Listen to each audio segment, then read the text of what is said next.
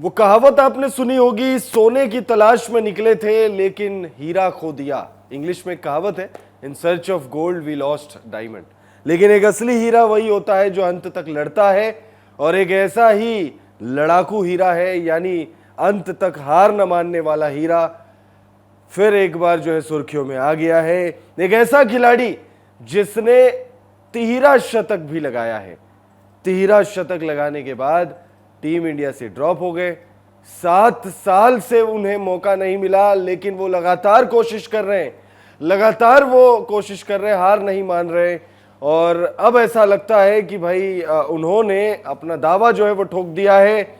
एक बार फिर से उनके नाम की चर्चा हो रही है और बताया जा रहा है कि भाई गौतम गंभीर हो सकता है बहुत जल्द बड़ा फैसला कर सकते हैं उनके करियर को लेकर। अब कौन है वो खिलाड़ी, कौन है वो हीरा जो भारत से शायद खो गया था? इस वीडियो में आपको पूरी जानकारी देंगे। वीडियो को आप एंड तक जरूर देखिएगा। वीडियो पसंद आए तो इसे लाइक भी जरूर कर लीजिएगा। दरअसल बीसीसीआई ने कुछ वक्त पहले यह चीज साफ कर दी है कि डोमेस्टिक क्रिकेट में, डोमेस्टिक सर्किट में जो प्लेयर अच्छा करेंगे वो प्लेयर टीम इंडिया में जगह के हकदार होंगे।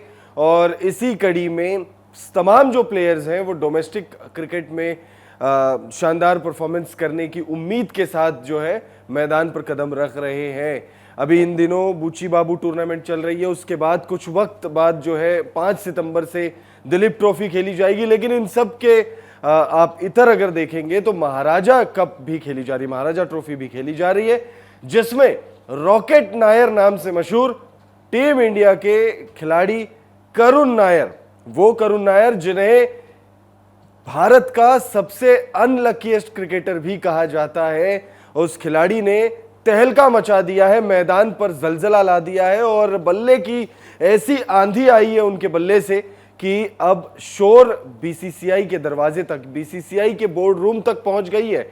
और ऐसा कहा जा रहा है कि बीसीसीआई के जो आला अधिकारी है वो करुण नायर को लेकर एक बार फिर से विचार कर रहे हैं, और वो ये कह रहे हैं कि भाई हमसे बहुत बड़ी गलती हो गई थी।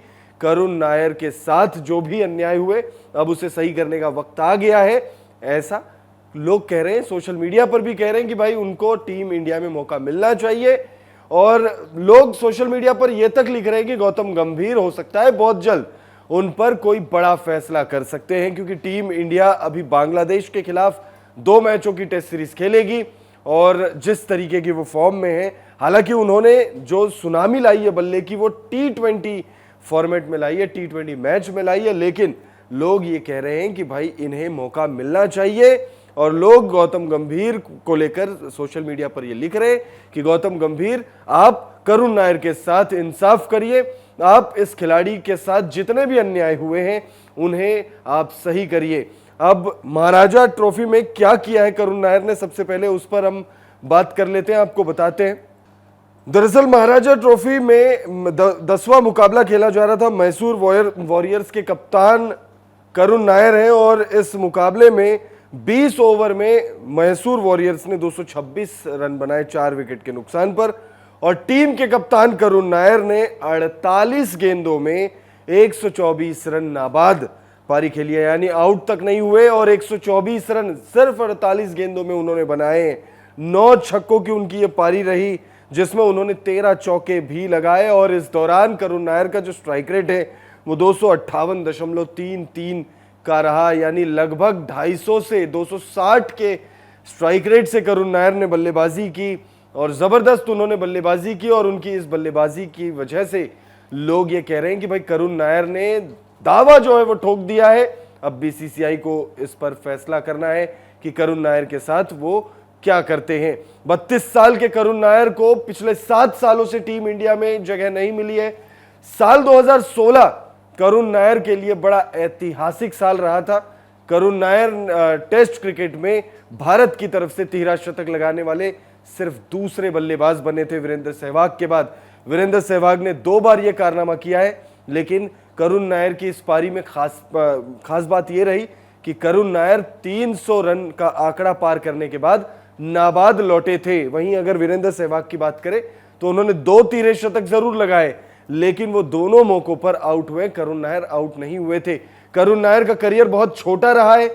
उन्होंने टीम इंडिया के लिए सिर्फ 6 टेस्ट मैच खेले हैं, लेकिन अपनी तीसरे ही टेस्ट मुकाबले में चेन्नई के मैदान पर इंग्लैंड के खिलाफ उन्होंने वो ऐतिहासिक पारी खेली थी, जिसको देखने के बाद और जो कुछ भी हुआ है करुण नायर के साथ उस एक पारी के बाद, लोग ये कहते हैं कि भाई करुण नायर भारत के सबसे अनलकीएस्ट प्लेयर है, क्योंकि 13 शतक लगाने के सिर्फ 3 मैचों के बाद वो ड्रॉप होते हैं, और ड्रॉप ऐसे होते हैं कि फिर उसके बाद उनको मौका ही नहीं मिलता है। लगातार करुण नायर प्रयासरत हैं, डोमेस्टिक सर्किट में अच्छा कर रहे हैं।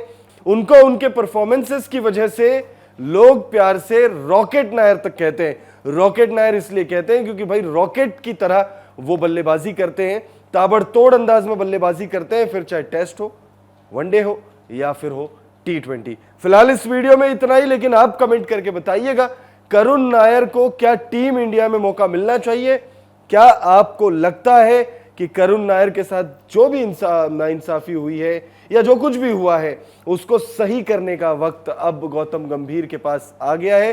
गौतम गंभीर को क्या करुण नायर के साथ इंसाफ करना चाहिए और एक बार फिर से रॉकेट नायर यानी करुण नायर को टीम इंडिया की जर्सी सौंपनी चाहिए?